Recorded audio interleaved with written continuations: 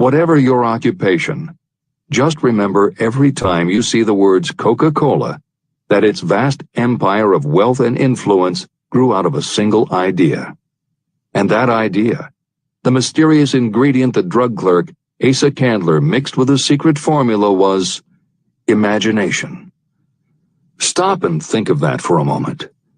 Keep in mind that the steps to riches described in this book are the very same principles through which the influence of Coca-Cola has been extended to every city, town, village, and crossroads of the world.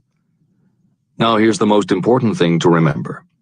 The ideas you create may have the possibility of duplicating the enormous success of this worldwide thirst killer. Editor's comments. Harlan Sanders, too, had a recipe in a magic kettle. Actually, his kettle was a pressure cooker, but neither his cooker nor his recipe of 11 herbs and spices would be mentioned here if he didn't also have imagination. Harlan Sanders owned and operated a successful motel and cafe in Corbin, Kentucky. Then, when the new interstate highway came through, it bypassed Sanders' location. In a short time, his business went broke, leaving him with little more than his recipe for fried chicken and a way to make it quickly in a pressure cooker. At 62 years of age, the Colonel, as people called him, had to find a new way to make a living. That's when the magic ingredient, imagination, came in. He decided he wasn't going to sell fried chicken anymore. Instead, he would sell his method for making it. He packed his recipe and cooker into the back of his car and hit the road to demonstrate his fried chicken to other restaurant owners. In the first 2 years, he managed to sell 5 franchises. 2 years later, he'd sold 200. 4 years later, he was up to 600 locations when he was approached by an investment group to sell his company. Recognizing that the magic wasn't just in the kettle or the recipe, the new owners asked Colonel Sanders to stay on as spokesman for the company, which he did until his death in 1980. Today, there are almost 12,000 KFC locations in more than 80 countries with sales of nearly $10 billion a year. Debbie Fields was a 20-year-old housewife who loved to bake cookies.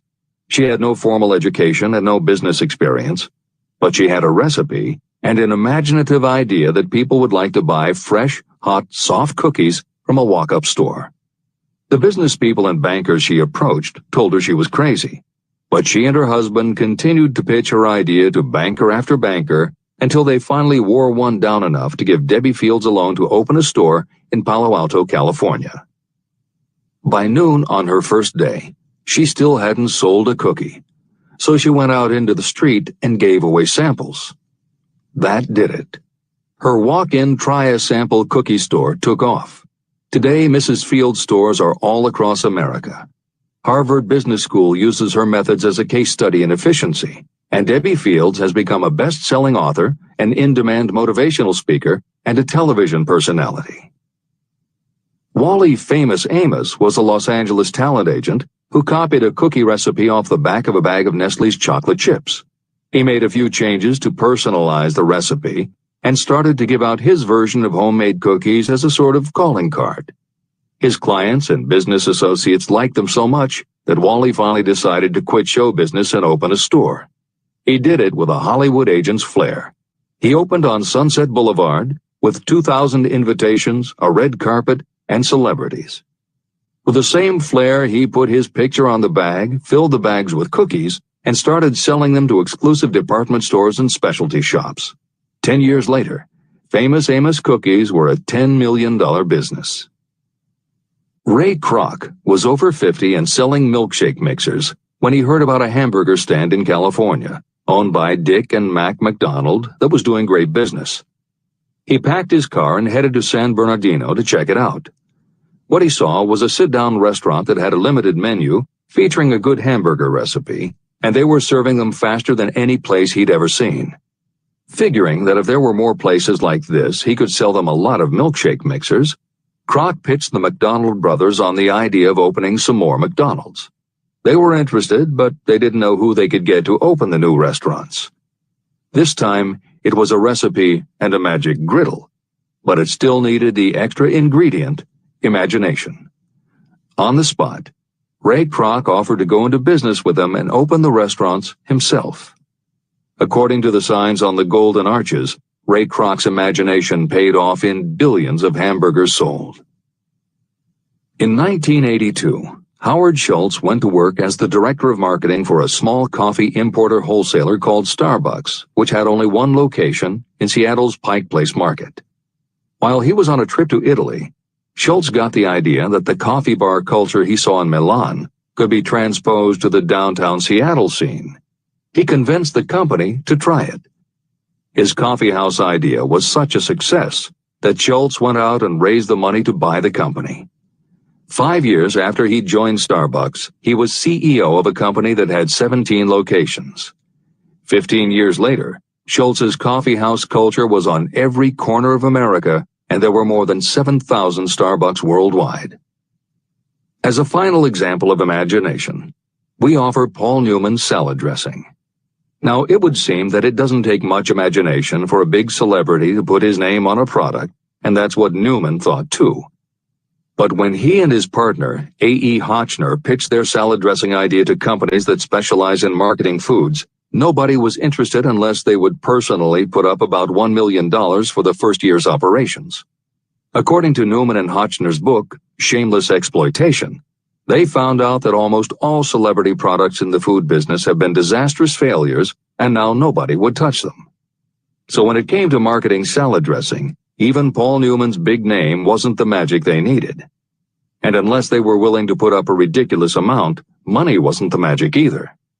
The magic would have to be in the imaginative way that they would convince the right people to help them, and in having the perseverance to stick with it until they succeeded. And just like most everyone with an idea, they were told they were crazy to try it. They were turned down by bottling companies that wouldn't do small runs, and they were rejected by distributors who wouldn't take a chance on another celebrity product. In the end, it was one supermarket owner, Stu Leonard, who helped hook them up with the right suppliers. But even that wouldn't have been enough if Stu Leonard hadn't had enough imagination to see the possibilities and agree to put Newman's own salad dressing on the shelves in his store. 15 years later, Newman's Own Brands was a $100 million company, which gives all profits to charity. This is the end of the editor's comments. What I would do if I had $1 million. The following story proves the truth of that old saying, where there's a will, there's a way. It was told to me by that beloved educator and clergyman Frank W. Gonzalez, who began his preaching career in the Stockyards region of Chicago. While Dr. Gonzalez was going through college, he observed many defects in our educational system, defects that he believed he could correct if he were the head of a college. He made up his mind to organize a new college in which he could carry out his ideas without being handicapped by orthodox methods of education. He needed $1 million to put the project across. Where was he to lay his hands on so large a sum of money? That was the question that absorbed most of this ambitious young preacher's thought, but he couldn't seem to make any progress. Every night, he took that thought to bed with him. He got up with it in the morning. He took it with him everywhere he went. He turned it over and over in his mind until it became a consuming obsession with him. Being a philosopher as well as a preacher, Dr. Gonzalez recognized, as do all who succeed in life, that definiteness of purpose is the starting point from which one must begin. He recognized, too, that definiteness of purpose takes on life and power when backed by a burning desire to translate that purpose into its material equivalent. He knew all these great truths, yet he did not know where or how to lay his hands on $1 million. The normal thing would have been to give up and quit, saying, well, my idea is a good one, but I can't do anything with it because I can't raise the $1 million. That is exactly what the majority of people would have said, but it is not what Dr. Gonzalez said. What he said, and what he did, are so important that I will now introduce him and let him speak for himself. One Saturday afternoon, I sat in my room thinking of ways and means of raising the money to carry out my plans. For nearly 2 years I had been thinking, but I had done nothing but think. The time had come for action. I made up my mind, then and there, that I would get the necessary $1 million within a week. How? I was not concerned about that. The main thing of importance was the decision to get the money within a specified time. I want to tell you that the moment I reached a definite decision to get the money within a specified time, a strange feeling of assurance came over me, such as I had never before experienced. Something inside me seemed to say, "Why didn't you reach that decision a long time ago? The money was waiting for you all the time." I called the newspapers and announced I would preach a sermon the following morning entitled, "What I Would Do If I Had $1 Million." I went to work on the sermon immediately, but I must tell you frankly that the task was not difficult because I had been preparing that sermon for almost 2 years. Long before midnight, I had finished writing the sermon. I went to bed and slept with a feeling of confidence, for I could see myself already in possession of the $1 million. Next morning, I arose early, went into the bathroom, read the sermon, then knelt on my knees and asked that my sermon might come to the attention of someone who would supply the needed money. While I was praying, I again had that feeling of assurance that the money would be forthcoming. In my excitement, I walked out without my sermon and did not discover the oversight until I was in my pulpit and about ready to begin delivering it. It was too late to go back for my notes, and what a blessing that I couldn't go back. Instead, my own subconscious mind yielded the material I needed. When I arose to begin my sermon, I closed my eyes and spoke with all my heart and soul of my dreams. I not only talked to my audience, but I fancy I talked also to God. I told what I would do with $1 million if that amount were placed in my hands. I described the plan I had in mind for organizing a great educational institution, where young people would learn to do practical things and at the same time develop their minds. When I had finished and sat down, a man slowly arose from his seat about 3 rows from the rear and made his way toward the pulpit. I wondered what he was going to do. He came into the pulpit, extended his hand, and said, "Reverend, I liked your sermon. I believe you can do everything you said you would if you had $1 million. To prove that I believe in you and your sermon, if you will come to my office tomorrow morning, I will give you the $1 million. My name is Philip D. Armour." Young Gonzalez went to Mr. Armour's office, and the $1 million was presented to him. With that money, he founded the Armour Institute of Technology, now known as Illinois Institute of Technology. The $1 million that launched the Armour Institute came as the result of an idea. Behind the idea was a desire that young Gonzalez had been nursing in his mind for almost 2 years. Observe this important fact. He got the money within 36 hours after he reached a definite decision in his own mind to get it and decided upon a definite plan for getting it. There was nothing new or unique about young Gonzalez vaguely thinking about $1 million and weakly hoping for it. Others have had similar thoughts.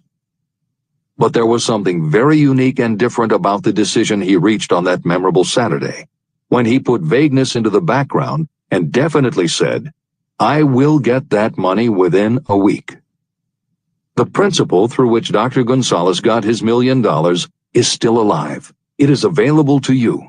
This universal law is as workable today as it was when the young preacher made use of it so successfully. Editor's comments. The Armour Institute of Technology opened in 1893, offering courses in engineering, chemistry, architecture, and library science, and in 1940 became the Illinois Institute of Technology when the Armour Institute merged with the Lewis Institute, a Chicago college that had opened in 1895 and offered liberal arts as well as science and engineering courses. In 1949, the Institute of Design, founded in 1937, also merged with IIT, followed in 1969 by the Chicago-Kent College of Law and the Stewart School of Business, and in 1986 by the Midwest College of Engineering. Today there are several campuses in downtown Chicago. IIT has been called the alma mater of accomplishments. This is the end of the editor's comment. How to transmute ideas into cash. Asa Candler and Dr. Frank Gonzalez had one characteristic in common. Both knew the astounding truth that ideas can be transmuted into cash through the power of definite purpose plus definite plans. If you are one of those who believe that hard work and honesty alone will bring riches, you can forget it. It is not true. Riches, when they come in huge quantities, are never the result of hard work alone. Riches come, if they come at all, in response to definite demands based upon the application of definite principles, and not by chance or luck. Generally speaking, an idea is a thought that prompts you to action because it appeals to your imagination. All master salespeople know that ideas can be sold where merchandise cannot. Ordinary salespeople do not know this. That is why they are ordinary. A publisher of low-priced books made a discovery that has been worth much to publishers. He learned that many people buy titles and not the contents of books. By merely changing the name of one book that was not moving, his sales of that book jumped upward more than 1 million copies. The inside of the book was not changed in any way. He merely ripped off the cover and put on a new cover with a title that had box office appeal. That, as simple as it may seem, was an idea. It was imagination. Editor's comment. For those readers who think that replacing the cover of a book is just too simple, or that they couldn't do it anyway because they're not book publishers, the editors would point out that if you had had that simple idea before the publisher did, he probably would have been glad to sell you those failed books at pennies on the dollar. Then you could have been the one to change the cover, and suddenly you would have been the publisher of a bestseller. However, the idea of replacing the covers wouldn't have meant a thing if you didn't also have ideas about how to market and promote that flashy new cover. And that is Hill's point. Coca-Cola was a recipe, a creative idea. But it would have stayed just a recipe if Asa Candler hadn't also had other creative ideas to market it and the faith in himself to carry through on those ideas. Spence Silver was a chemist working for 3M when, by accident, he created a glue that wasn't very sticky. Needless to say, 3M was not much interested in glue that didn't stick, and Silver's invention was shelved as a failure. But Silver liked his glue. So for 5 years, he kept demonstrating it to anyone who would listen. Nobody did, until Arthur Fry, who worked in the tape division at 3M, found that when he was at choir practice, he kept losing his place in the hymnal because the pieces of paper he used to mark his place slipped down or fell out of the book. A little of Silver's not very sticky glue on the slips of paper, and they stayed where he wanted them, then peeled off easily when he was done. That was the eureka moment. They had just invented the world's best bookmark, Post-its. But that's not the end of the story, or the end of the imaginative ideas that were needed to make Post-its happen. Fry would also need perseverance.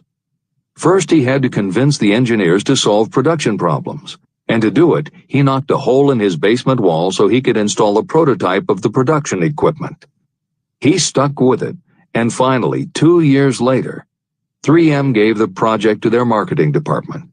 The marketing experts put together ads and brochures selling this sticky notepad idea and rolled it out in a 4-city test.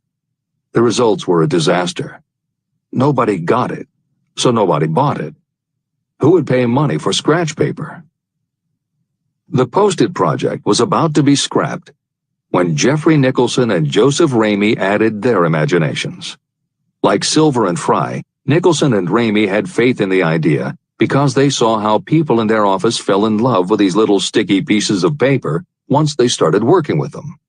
So Nicholson and Ramey went to Richmond, Virginia, one of the 4 test cities that had failed, and they went up and down the business district, going into offices and giving pads of Post-its to receptionists, secretaries, and anyone else who would listen. Whereas 3M's conventional marketing machinery had failed, giving Post-its to the people who would actually use them did the trick. Once those Richmond office workers started to use Post-its, it didn't seem like a bad idea at all to pay for scratch paper. They got it, and they bought it. The Richmond test turned from failure to success, and soon Post-its were sticking to everything around the world. Here's another simple idea that imagination turned into success. The story began with a man whose problem was just the opposite of Spence Silver's. This man had something that stuck too well. George de Mestral was a Swiss mountaineer who went hunting one day with his dog. But when they got home, they were both covered with burrs. The burrs were so difficult to remove that de Mestral put them under a magnifying glass to learn why. He saw that they were covered with tiny hooks which attached themselves to fur and fabric. That was when the flash hit. If burrs stuck where you didn't want them, why couldn't you put tiny hooks on things so they would stick where you did want them? Like everyone else mentioned in this book, de Mestral had an imaginative idea, but that was just the beginning. He also had the faith in himself to keep going when people laughed at his idea, which many did, until he eventually found a French textile plant that would help him do what he wanted. However, even when they finally worked out a way to use cotton fabric to make what they called locking tape, they couldn't afford to mass produce it. And that's when de Mestral accidentally discovered that when you sew nylon under infrared light, it naturally made little hooks. Now they could manufacture it economically. All they needed was a name. One side was fuzzy like velvet, and the other side was crochet, the French word for hook. Take half vel and half crow, combine it with imagination. The result is Velcro, and a Swiss mountaineer becomes a business tycoon. The Sony Corporation once tried to make a very small stereo tape recorder that would work with standard-size cassettes, but they couldn't do it. They could make a small playback machine, but at the time the electronics needed to also make it a recording machine just couldn't be made small enough. They concluded that the design was a failure. Then one day, Sony's honorary chairman, Masaru Ibuka, walked into the laboratory and saw that a few of the engineers were using the prototypes of the failed tape recorder to listen to music tapes. They didn't seem to care that it couldn't record. They just liked to be able to walk around listening to their favorite music. Then came the imaginative idea that made all the difference. Ibuka remembered that another division was working on lightweight headphones. That was the flash. Ibuka's imagination made the connection that the rest of the engineers had not. In Ibuka's view, they hadn't made a failed recorder. They had created a successful private stereo listener. They added the headphones, named it the Walkman, and it revolutionized both the music business and the electronics industry. Clarence Saunders was a grocery clerk in a small southern retail store. One day he was standing with a tray in his hands waiting his turn in a cafeteria. He had never earned more than $20 a week before then, and no one had ever noticed anything about him that indicated unusual ability. But something took place in his mind as he stood in the line of waiting people that put his imagination to work. That was when he came up with the idea that this same self-serve concept would also work at the grocery store. Clarence Saunders took the idea to his boss. Naturally, his boss told him he was crazy. So Clarence Saunders quit his job, went out and did what he needed to do to raise the money, and opened the first self-serve grocery store. He called it Piggly Wiggly, and Clarence Saunders, the $20 a week grocery clerk, rapidly became the multi-million-dollar chain store grocery man of America. Sylvan Goldman was the owner of a number of Piggly Wiggly stores in Oklahoma, and like any good businessman, he spent a lot of time watching his customers go up and down the aisles, putting their choices into their baskets or net shopping bags. One night, while trying to figure out how to get his customers to buy more at one time, he found himself staring at a basket sitting on the seat of a wooden folding chair. Eureka! He called in his mechanic, Fred Young. They put some wheels on the bottom of the legs, added another basket below the seat, and the shopping cart was born. As this edition is being readied for publication, there are about 35 million shopping carts in America, and approximately 1.25 million new carts are sold each year. Thomas Stemberg, whom we also mentioned earlier, was another supermarket executive who watched his customers as they shopped. By this time, shopping carts were well established in supermarkets, and it was because his customers were pushing shopping carts up and down the aisles that he got his flash of inspiration. He was so sure of his idea that he convinced another supermarket executive, Leo Kahn, to join him. Together, they took the supermarket concept and applied it to selling office supplies. And in 1986, they opened their first store in Brighton, Massachusetts. They called it Staples. In 1989, they took the company public, and 10 years later there were more than 1,000 Staples stores with revenues exceeding $7 billion. We'll end this commentary with another set of connected stories, which make the point that sometimes the most imaginative part of marketing is in the timing. If you were to go shopping in the late 1800s, it usually meant bartering with a merchant who would then have to get the goods from storage shelves kept behind the counter. In the 1870s, fixed pricing was just starting to be used by storekeepers. Merchants were trying the idea by setting out a table of merchandise that was all priced the same, usually 5 cents. Frank Winfield Woolworth was a clerk in a general store, and he convinced the store owner to let him try the 5-cent table idea. Although it worked, the owner wasn't impressed. So Woolworth borrowed $350 from his boss, and in 1879 opened his first 5-cent store in Utica, New York.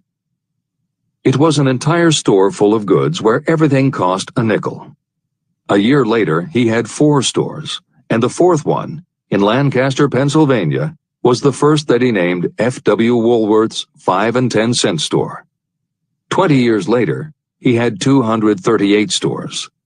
By the time of his death in 1919, there were over 1,000 F.W. Woolworth locations. He had established the first nationwide chain of general merchandise stores, and he had built the tallest building in New York City as his headquarters. The Woolworth Company stayed true to the original idea and didn't carry any merchandise that cost more than a dime until 1932, when the top price was raised to 20 cents. But as times changed, the fixed price was dropped, the merchandise became more varied, and the company kept growing until it had over 8,000 stores worldwide, selling everything from notions to appliances and furniture. Then in the 1960s and 1970s, something started to happen. The mood of America was changing, but the Woolworth stores weren't. And that was when Sam Walton opened the first Walmart in Rogers, Arkansas, in 1962. Walton got into the retail business after the Second World War, when his father-in-law loaned him the money to buy a franchised Butler Brothers store in Bentonville, Arkansas. By 1962, Sam and his brother Bud owned 16 variety stores in Arkansas, Missouri, and Kansas. It was in these stores that Sam Walton first started adding the magic ingredient of imagination. In addition to his flair for promotion, Sam tried new approaches to the way household goods and general merchandise could be sold at retail. He insisted on clean, well-lighted interiors, and he introduced the concept of self-service, with aisles wide enough for shopping carts and checkout counters at the front of the store. He also started buying direct from manufacturers.